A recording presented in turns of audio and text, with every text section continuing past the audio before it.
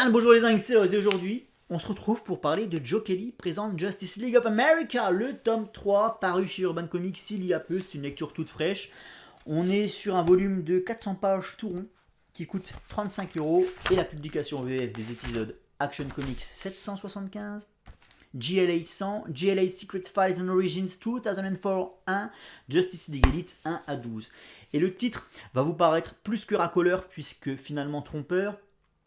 On n'est pas sur un récit Justice League of America à proprement parler. Et c'est pour moi un problème. Puisque comme je viens de vous le dire, l'essentiel de ce volume est composé des 12 épisodes de la série Justice League Elite.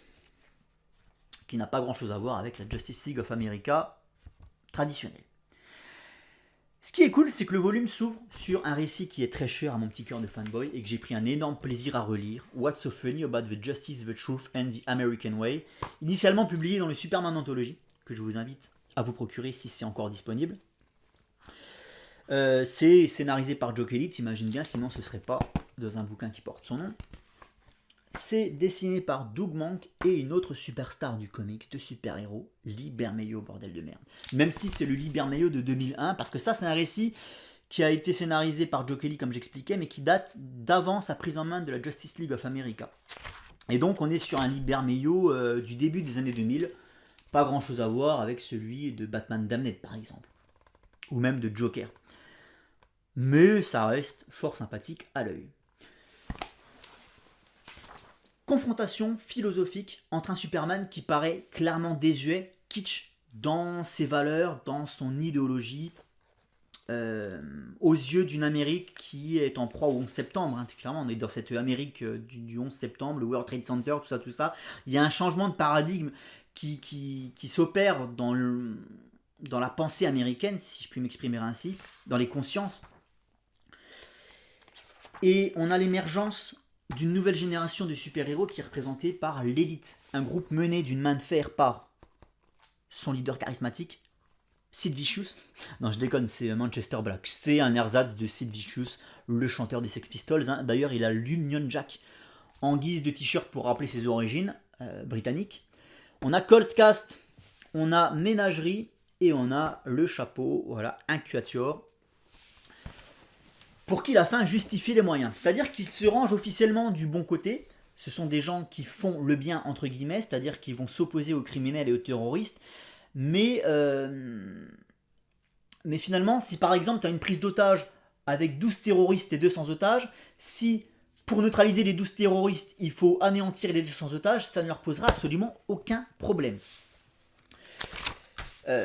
Là où Superman, lui, essaye toujours de ne pas outrepasser ses limites, de ne pas user de plus de force qu'il en est nécessaire, et surtout de ne jamais tuer, préfère confier ses adversaires à la justice américaine. Il a foi en la justice à une époque où ce n'est plus forcément le cas du peuple. Et donc forcément, il paraît kitsch. En plus, il est en cape rouge et en collant bleu, donc forcément, il paraît un peu ringard, quoi. Et très vite, du coup, on va avoir une confrontation qui ne sera plus qu'idéologique, mais clairement physique entre Superman et l'élite. Puisqu'évidemment, les moyens de faire de l'élite ne plaisent pas du tout à Superman. Et c'est un récit absolument incroyable, qui a été adapté dans un animé d'une très grande qualité, qui respecte parfaitement le propos de base, qui s'appelle Superman contre l'élite, et qui d'ailleurs se permet de développer certains aspects qui ne sont pas du tout présents ici, comme par exemple le passé de Manchester Black, avec notamment sa petite sœur, etc. Donc je vous invite, si vous avez la flemme de lire What's so funny about the justice, the truth and the American way, ou si vous n'avez pas 35€ à claquer là-dedans, ou dans le Superman Anthology, à regarder Superman contre l'élite, qui est vraiment excellent pour le coup. C'est un récit qui est absolument incontournable pour les fans de Superman, et même pour les détracteurs de Superman. Parce que là, ça explique pourquoi, en fait, Superman n'est pas aussi puissant que ses détracteurs voudraient le faire croire. Parce que certes, il a tous les pouvoirs du monde, mais il ne peut pas les utiliser à leur plein potentiel. Parce que lui, c'est pas le but de détruire, en fait. Tu vois, et ça, c'est une leçon, en fait. C'est une leçon concernant le personnage de Superman. C'est un peu... ça fait un peu le même office que Kingdom Come, finalement. On est un peu dans le même sous-texte. Et tu as peur pour Superman parce que tu penses, en lisant ça, qu'il a enfin trouvé des adversaires qui peuvent le mettre en danger. Donc c'est vraiment un récit qui te fait vibrer et que j'invite tout le monde à lire. Même si vous détestez Superman, peut-être que ça pourra vous faire changer d'avis. Urban a décidé de nous republier cette Action Comics 775 qui met en valeur le groupe de l'élite, tout simplement parce que l'élite va revenir et va être centrale dans la série Justice League Elite. Elle va revenir cette équipe, mais quelque peu modifiée, puisque cette fois-ci elle va être pilotée par la petite sœur de Manchester Black, Vera Black, qui va ramener Cold Cast, qui va ramener Ménagerie, même si c'est pas la Ménagerie originale, et une version modifiée du chapeau, afin de recréer l'élite, mais pas dans le même but finalement que son frangin dont elle ne partage pas complètement l'idéologie. C'est-à-dire qu'elle se range quand même plus du bon côté. Elle n'est pas prête à mettre des innocents en danger, si tu veux tout savoir. Mais forcément, ça va être surveillé de très près par Superman, qui a déjà affronté cette équipe dans le passé, donc il va voir tout ça d'un très mauvais œil. Et la Justice League va être toujours dans l'ombre, non loin, pour veiller à ce que tout se passe bien. Je vous montre quelques pages, ne vous inquiétez pas, ça spoil rien. Même si là, ça pourrait paraître assez explicite, non. Ne vous inquiétez pas, ça ne spoil rien, ça ne va rien vous révéler de ce qui se passe là-dedans, parce que c'est assez complexe finalement.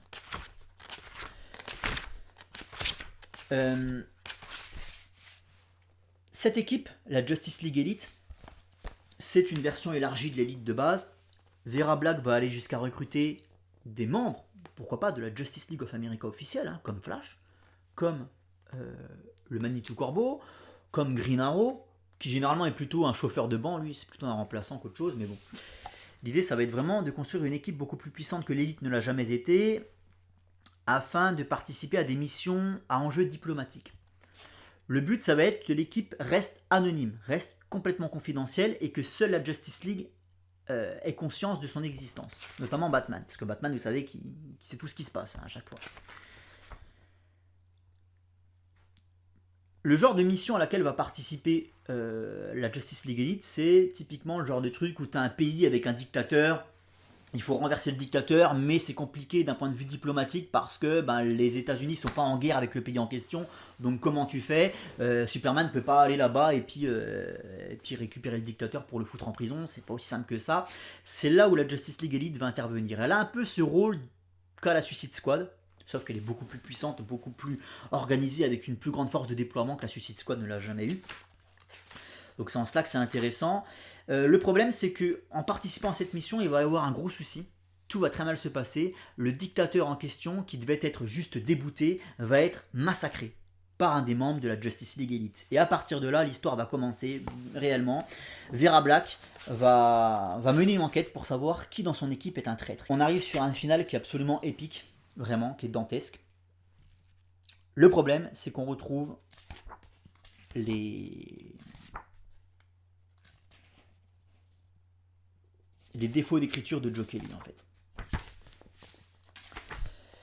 Qui, à chaque fois, veut mettre la barre trop haute en termes d'enjeu, mais ne se donne pas les moyens d'aller jusqu'au bout et n'assume jamais totalement ce qu'il fait. Je vais prendre deux exemples qui vont spoiler les tomes 1 et 2, donc attention. À la fin du tome 1, vous savez l'arc avec Atlantis là, la Terre est privée d'eau. Littéralement, la Terre entière est privée d'eau. Donc les hommes sont en train de crever de déshydratation. Ça c'est hyper intéressant, hyper couillu. D'autant plus que ça fait écho à des problèmes qu'on vit tous en ce moment. Le truc c'est que en un claquement de doigts c'est résolu et que finalement on t'apprend à la fin, noir sur blanc, qu'il n'y a eu aucune victime. Bon. Et c'était déjà le cas dans l'arc précédent, vous savez, quand le tissu de la vérité... Le tissu de la réalité était complètement fissuré et que du coup toutes les croyances que l'homme avait eues dans son histoire se mettaient en place. Par exemple, la Terre devenait plate pendant 24 heures. Ça n'avait créé aucun réel problème. Il n'y a eu aucun mort. Même pas un blessé grave. Même pas une jambe cassée, quoi. Voilà. À la fin du tome 2, l'arc avec le Martian Manhunter qui pète un câble.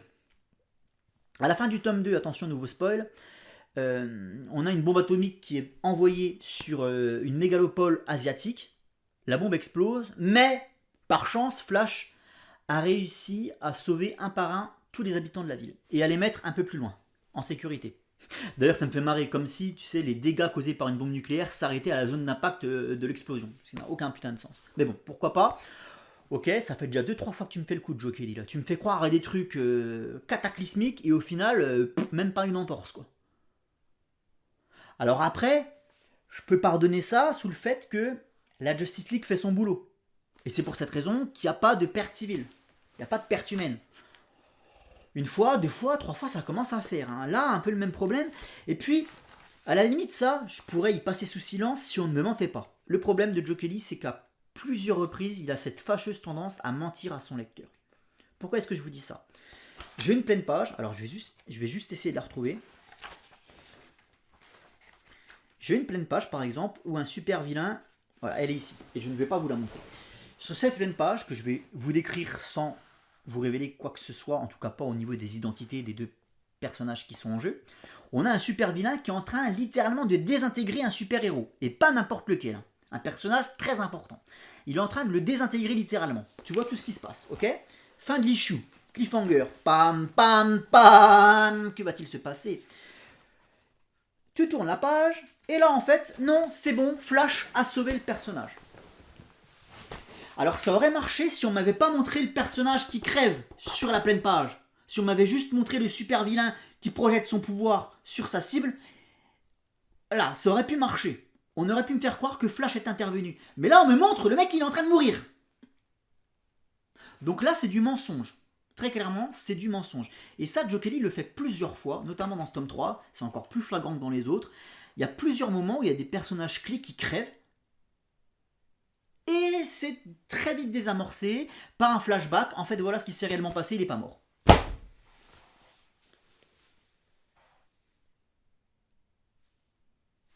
Et on retrouve d'autres soucis propres à Joe Kelly qu'on avait notamment dans le tome 1, que j'avais pas forcément retrouvé dans le tome 2. Le tome 2 pour moi est clairement le meilleur des trois. Mais alors là, il n'y a pas photo. Parce qu'au niveau des enjeux, on est plus terre à terre. Enfin, c'est pas qu'on est plus terre à terre. Au contraire, il y a un moment, on est dans l'espace, il y a un moment, on est clairement sur la terre ferme. Mais ça implique pas non plus trop de personnages, trop de concepts, et tout reste parfaitement intelligible. Là, c'est pas le cas. On a encore un problème d'écriture propre à Joe Kelly qu'on avait sur le tome 1 dans l'arc avec Atlantide. C'est il fait intervenir trop de persos, trop de concepts. Dans l'arc avec Atlantide, il y avait deux timelines différentes. Là, heureusement, il n'y a pas deux timelines. Mais là, il y a des personnages qui ont des pouvoirs psychiques. Donc qui sont passés pour d'autres, ou qui envahissent l'esprit d'un autre. Et par moments, c'est le bordel, tu comprends plus où t'en es. À plusieurs reprises, en plus moi je lis ça le soir, à plusieurs reprises, franchement j'en avais plein la tête et je piquais du nez. Ça m'a pas aidé à m'impliquer davantage dans ce que je lisais. Hein. C'est trop le bordel, il y a trop de détours, il y a trop de trucs. Il y a un ventre mou aussi dans cette série Justice League Elite avec le trafic de drogue, le concept du Warlogog qui est pas plus expliqué que ça, tu comprends rien. T'as des rayons laser, t'as des machins, t'as des dimensions alternatives. Ouais, et trop de personnages, bordel, trop de personnages. Vous voyez là sur la couverture, c'est 1/10 des personnages qu'on va avoir au cours de cette série, quoi. Il y en a trop, ça part dans tous les sens, je comprends rien. Il y a un moment, je suis largué, quoi. Waouh, t'arrives à percevoir le fil rouge du truc, mais trop de détours. Et puis le problème, voilà, c'est ces personnages qui ont des pouvoirs mentaux et... Waouh, chaud ma gueule. Honnêtement, si je devais vous conseiller en termes d'achat sur cette série, je vous conseillerais uniquement les tomes 1 et 2. Il n'y a pas besoin de lire le tome 3 en fait, parce que le tome 2 se suffit à lui-même dans le sens où, à la fin du volume 2, on a la fin d'un arc. Voilà. Il n'y a rien qui introduit ce qui va se passer dans le tome 3. Ça se termine pas sur un cliffhanger, donc du coup le tome 3 tu peux clairement le laisser de côté, d'autant plus que tu ne liras pas la Justice League. Elle est là quelque part dans le fond, mais très peu présente. Si tu veux lire du Batman ou du Superman, à part le Action Comics 775, qui à lui seul voudrait peut-être le coup d'acheter le volume 3, mais c'est quand même cher payé pour un truc qui fait 30 pages, il y a rien de véritablement consistant à se mettre sous la dent pour la Justice League of America, quoi. Là, tu vas plutôt acheter... Là, tu vois, ça devrait être marqué Joe Kelly présente l'élite, quoi. Donc c'est un petit peu trompeur. Et ouais, moi je vous conseillerais le tome 1 et le tome 2. Parce que là, pour le coup, on est vraiment sur des titres Justice League, il n'y a pas de problème. Et puis, il y a un concept qui est très fort, qu'on retrouve ici, mais là, c'est peut-être un peu too much. C'est le fait que ce soit une équipe vivante, il y a des gens qui arrivent, qui intègrent cette équipe, il y en a d'autres qui repartent, etc. Mais, quoi qu'il arrive, on reste toujours avec un noyau dur. Le noyau dur composé de la Sainte Trinité, hein, Wonder Woman, Batman, Superman, on a Flash aussi. Et puis après, il y a d'autres personnages plus ou moins intéressants, plus ou moins importants, qui vont venir s'agréger à ce noyau et constituer les rangs de la Justice League. Donc ça, c'est un concept qu'on a ici, toujours très présent, et qui est cool, mais peut-être utilisé à outrance pour le coup. Il y a des soucis de caractérisation, notamment au niveau de Flash. J'ai beaucoup de mal avec ce qu'ils font de Wally West. Je comprends pas forcément. Il a le cul entre deux chaises. Je piche pas ce qu'ils ont essayé de faire. Green Arrow, putain, Green Arrow qui est un forceur obsédé. Le mec tourne autour d'une gonzesse pendant les 3 quarts du bouquin. Il tourne autour d'une gonzesse qu'il a clairement envie de se taper. Mais il le fait avec la subtilité d'un Dominique Strauss-Kahn qui sort de la douche et qui se retrouve face à sa femme de ménage. Tu vois, c'est... Ouah, lâche-la, gros. Lâche-la, elle va appeler les flics à un moment. Putain, t'es relou, quoi. T'as envie de lui mettre ta main dans la gueule, quoi. Faut lui la paix. En plus, elle est mariée, quoi. Waouh. Bref, c'est pas une mauvaise lecture, mais il y a un ventre mou, franchement, qui est ultra relou, qui est soporifique as fuck. Il y a trop de concepts, trop de trucs, tu comprends pas forcément tout, et ouais, ça n'aide pas à la lecture. Et puis voilà, c'est Justice League of America, mais sans la Justice League. Bref, contentez-vous du tome 1 et du tome 2, ça par contre c'était vraiment excellent, surtout le 2. Mais là, bof bof quoi. Allez, ciao les zingues, et je vous dis à très bientôt.